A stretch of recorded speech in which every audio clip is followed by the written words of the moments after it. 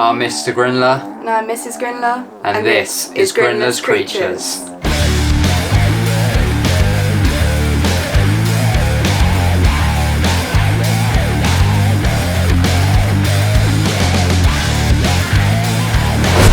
And welcome back to another episode of Grinler's Creatures. But for today's episode, we have a really interesting rehouse. Well, fingers crossed it's going to be interesting. It's going to be more interesting because of the enclosure. We're going to be using a nice big old Exoterra glass enclosure. And then what's going inside is going to be the, do you want to say it? The Acanthoscurria Geniculata.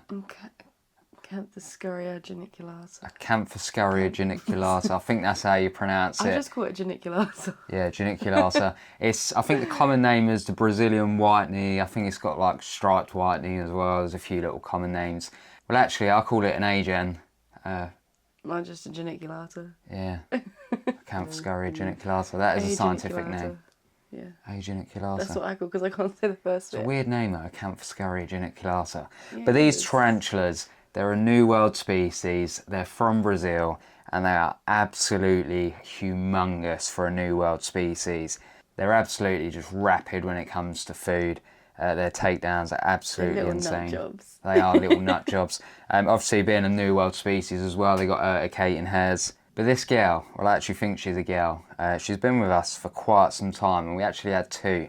And one of them I gave to Charlotte's sister. Yeah, so she's got one. Yeah, so she's got one. And I'm pretty sure that's female as well. So, but yeah, we've had them for absolute time. And they're currently inside a phanarium you've probably already seen.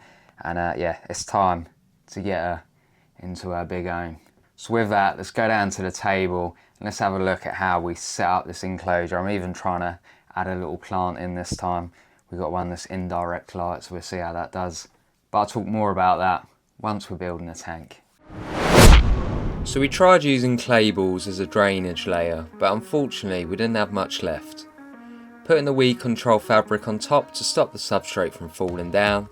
This will produce a nice drainage layer for the tank, and then adding our substrate with all sorts of goodies inside.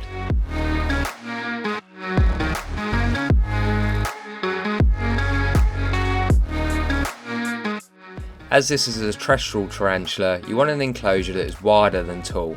Please keep in mind that having an enclosure with more height can pose a risk to your tarantula if it were to climb the glass and fall. Also key to note that terrestrial species require more substrate than arboreal, and this is mainly due to the tarantula making a burrow as its home.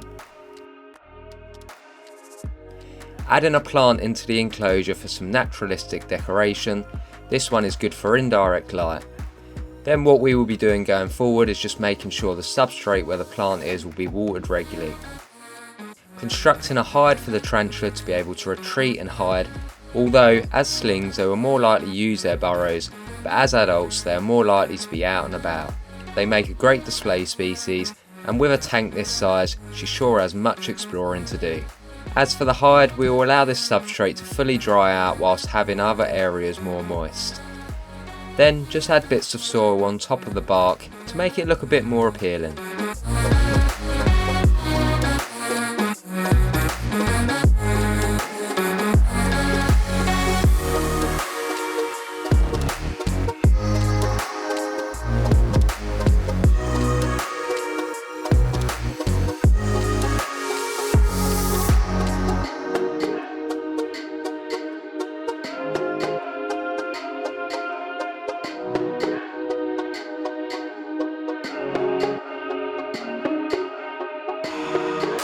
A water dish for hydration, and then adding bits of moss around the enclosure for humidity.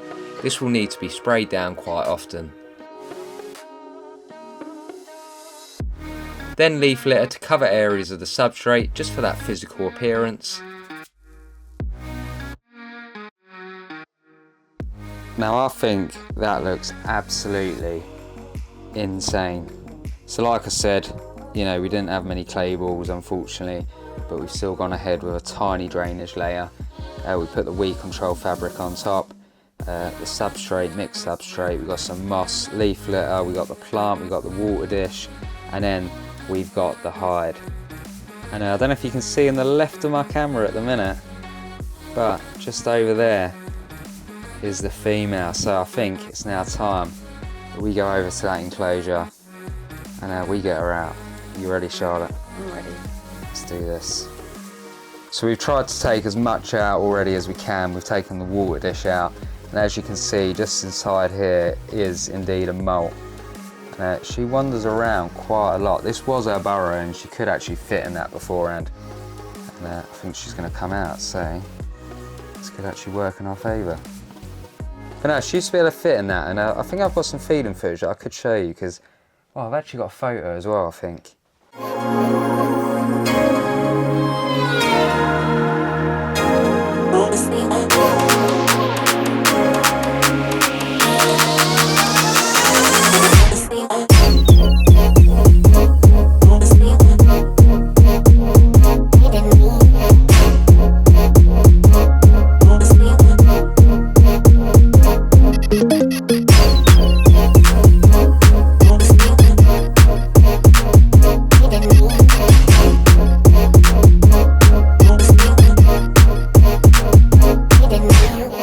Spinarium is just, yeah, it's not ideal, it's not great. It was just saying that we had very start of the hobby, we got loads of them, and as you've seen over this channel, we've been transferring them over. But this is an ultimate upgrade for her. Look at that, she's gonna love that.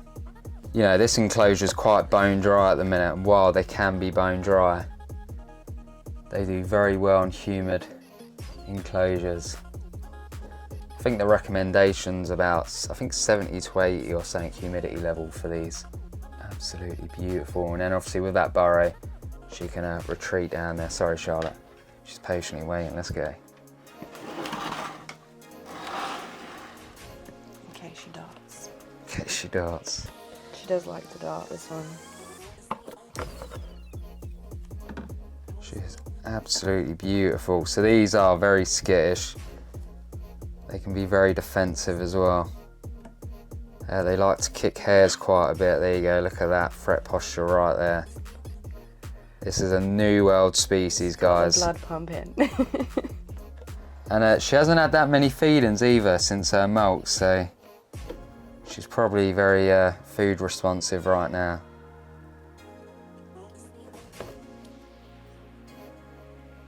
There you have it. So a little kick just there. A little prod with a paintbrush and she has gone straight up. Oh, another little kick there. Now with that, we can just put her straight in. Nice, easy Rehouse. I'm sorry though, look at the size difference. It's a definite upgrade, isn't it? Yeah, 100%. Come on, back out. She's got a nice little plant in there, an awesome burrow. Although, these do like to be out and about quite a lot, especially as adults. You know, as slings, they prefer to burrow, they'll be, you know, hidden away. But as they start to get older, as they start to get bigger, they'll be out and about all the time. They're a great display species, a great New World species. But like I said, even though this is a New World species, it just fret postured. It did fret posture, didn't it? I was looking at it through the camera, to be fair. Yeah, but this one, this is on my side, and this one is always a little bit feisty. This one, it usually likes to run around the top of the enclosure, round and round in circles. So this one's actually quite good today. It's a lot well behaved than I thought it was going to be. Absolutely beautiful. She does look really, really tiny in that enclosure though, compared to the other one. So yeah, with that, let's show you some up close footage. Let's have a look at some. Let's leave her to settle in for a bit, and then I'll get some additional footage for you guys.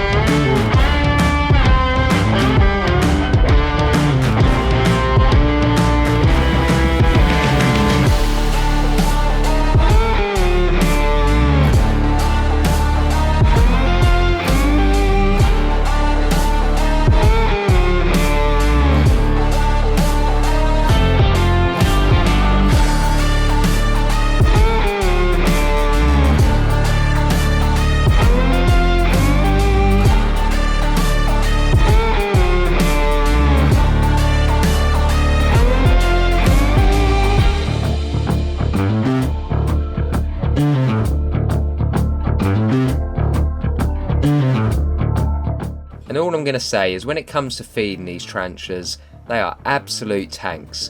The feeding response is wild and they just take. Over the years I've managed to get some beautiful shots of this species. As subadults/adults, I'll try and offer them a few various feeders every 2 weeks, and as for slings, I'd recommend feeding them up to about 2 times a week until they stop taking any more food, which will most likely end up in them being in pre-molt and molting down the line. So what are you waiting for? This is an absolute beast of a New World species. It grows relatively large, up to around about 8 inches leg span. It's easy to care for and will certainly keep you on your toes and give you some amazing takedowns. If you feel comfortable enough, I suggest to get one.